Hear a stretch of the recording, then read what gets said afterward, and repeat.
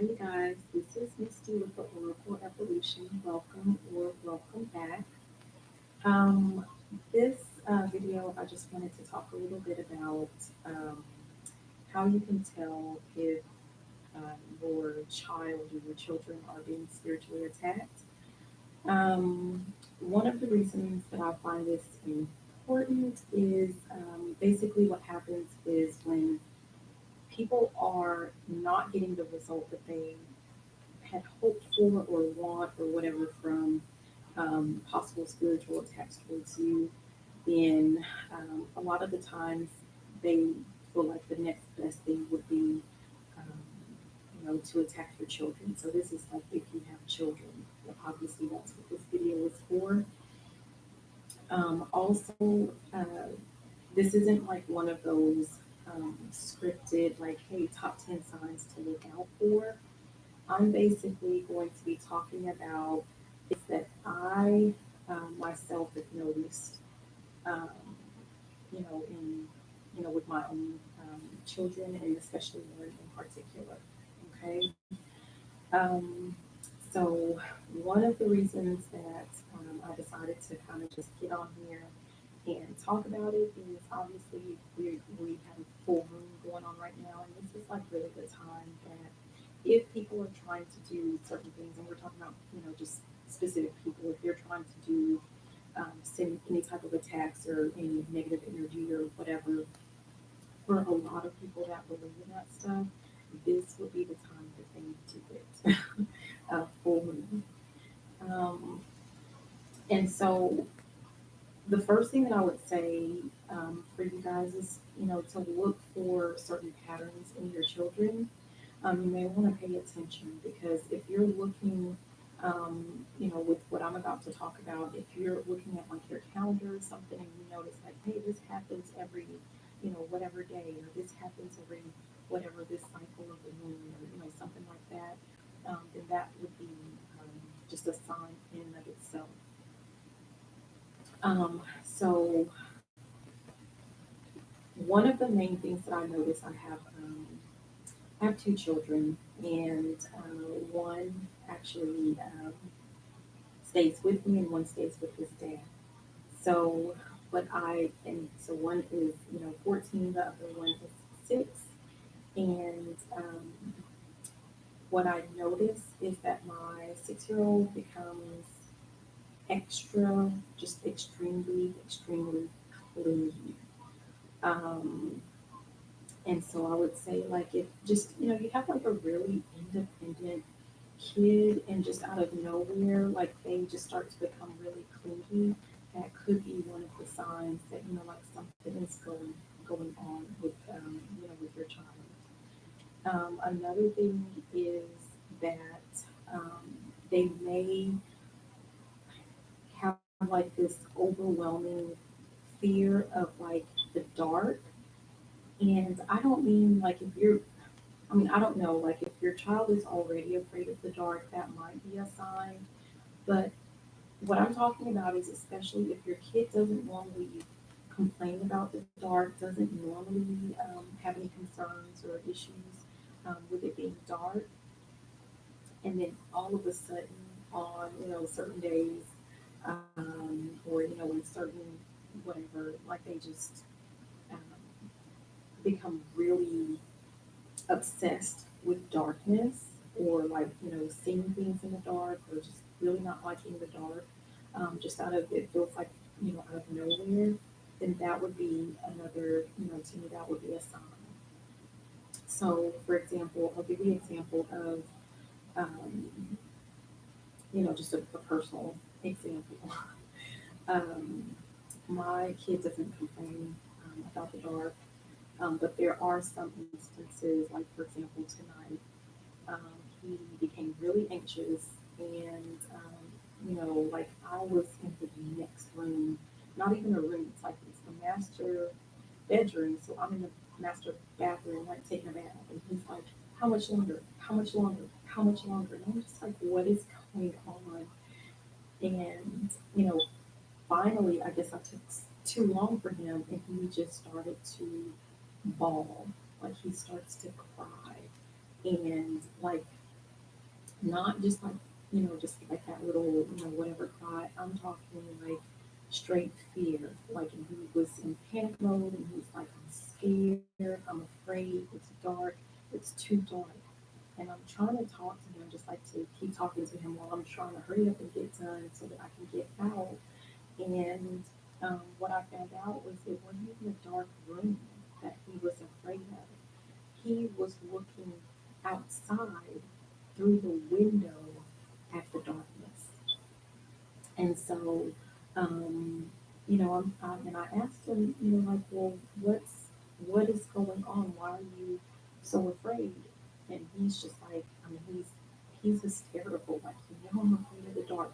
I'm afraid of the dark. I don't like the dark, which really was not true. Like, he doesn't really have a problem with the dark, except, like I'll notice certain patterns where he might become, he might say something, but and my assumption was that he had a concern about like the room being dark. I didn't know that his concern was like seeing into the darkness outside. And so I actually just started asking him questions because I know sometimes as parents, especially like when we're busy, it's tempting to just say, there's nothing to be afraid of. There's nothing there. Why are you afraid? Or, whatever. And, I was I was a little bit frustrated, but I just, I didn't go there. I mean, I did tell him like, no, there's nothing to be afraid of. And, he was just insisting, like, I'm afraid of the dark. I'm afraid of the dark. And so I asked him, I said, well, baby, what did you see? I told him that I was, I'm sorry. I didn't know. I would have closed the curtains. And I just tried to console him. And I asked him, I said, well, what is it? Like, did you see something? And he actually said that, he did see, like some shadows. And so we talked about, well, maybe it was an animal. Well, no, it doesn't have animal eyes because animal eyes glow in the dark and blah, blah, blah. So he's going on about how he knows that it wasn't an animal. Maybe it was just a person, and why a person would be looking our window. I don't know that that was any more comforting, but he said, no, it wasn't a person. And I said, well, if it wasn't a person, then what do you think it was? Can you tell me like what you saw? And he described what he saw. So, um, and his description was just of like a gray um, something, like a gray. He described it as gray. It was gray and there was a shadowy figure and it wasn't, looking out of the window. And so I know some of you might be thinking, well, just some kids are afraid of the dark and some kids have active imaginations and some kids, see things like, of course, you see shadows and figures and things like that.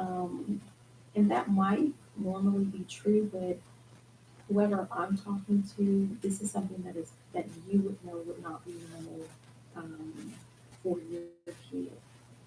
So I know that my kid has had instances where he's talked about, like, like, hey, yeah, I just finished playing a game, with this person or that person, and they're actually deceased people, and he doesn't like he's not afraid. He doesn't show any fear about that.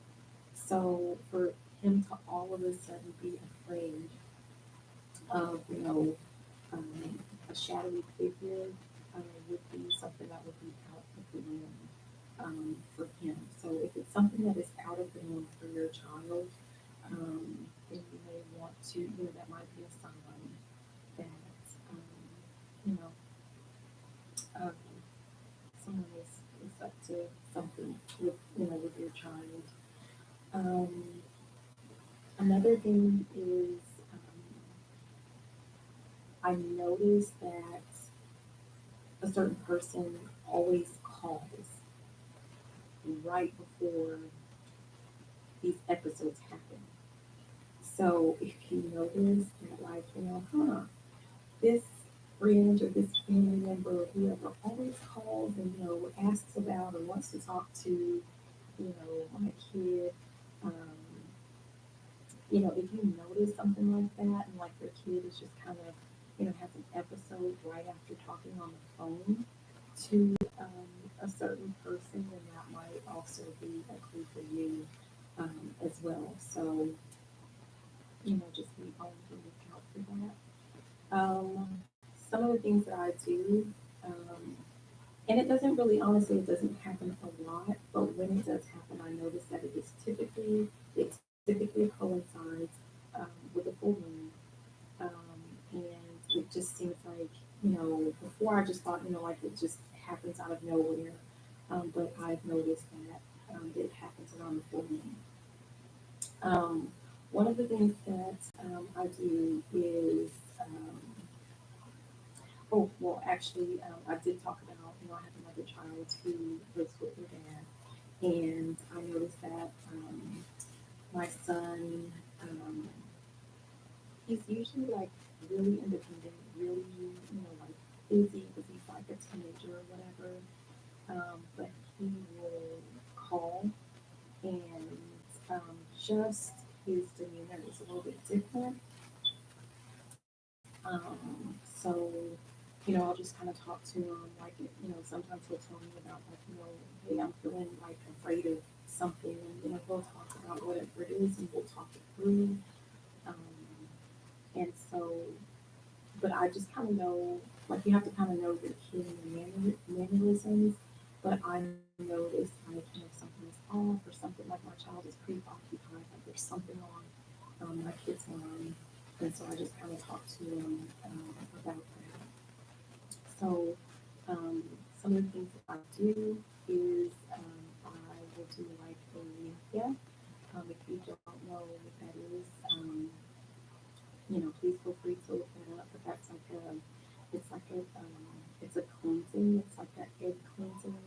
Um, again, just look it up. um, and so that's one of the things that I do.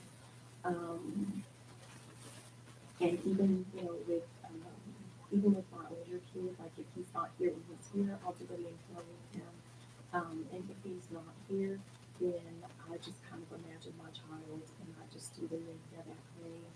Um, so that's one of the things I do. Another thing is, and really it's the first thing that I actually do, is I pray. So that's the very first thing I do actually before getting into anything else. I just pray. I pray to the Most High to protect my children, um, from any type of harm, and also like any type of negative energy that's being sent their way. And you know, I'm typically very laid back, very sweet. I love for everyone to, be happy. I like, for the best for everyone. But I will say, when it comes to my children, I will ask for justice at that time and no mercy. So um, that's what I do. Let's see. Those are the main things that I do. I think that the very main thing is to do, is to pray. And if you're into anything else, you can, of course, you can try those things. I just thought it was important. I've seen like a lot of people online talking about like, they feel like they're being spiritually attacked. And I might do a video on um, the signs or how I know because people talk about me like, hey, these are signs that you're being spiritually attacked. And I think for me, a lot of the times they're really generic. And I don't know. I mean, I don't know. So I just like to talk about actual experiences of, what I have seen, what I noticed, and I'm hoping that that would be helpful for um, anyone who watches this video. So, anyways, if you have any questions or would like to hear about anything else, I really usually don't talk about any topics related to spirituality or anything like that aside from I do like oracle tarot cards and that's it. But I don't talk a lot about thoughts, my beliefs, or just spirituality in general. That is something I know needs to change, and so I'm going to work on that. But this was one of the main things that just kind of stood out to me. So I hope this helps for anyone who watches this video. Again, this is History with the Oracle Evolution. Thank you so much for watching. Please be sure to comment below. Like, just make sure that you like the video, subscribe to the channel, share the video if you feel like there's someone who would benefit from watching the video. And just let me know if there's anything else that you want to hear about, anything else you want to discuss. Just leave it in the comments, or if you would like to share your own experiences. So, anyways, you guys have a great night, and I love you so much.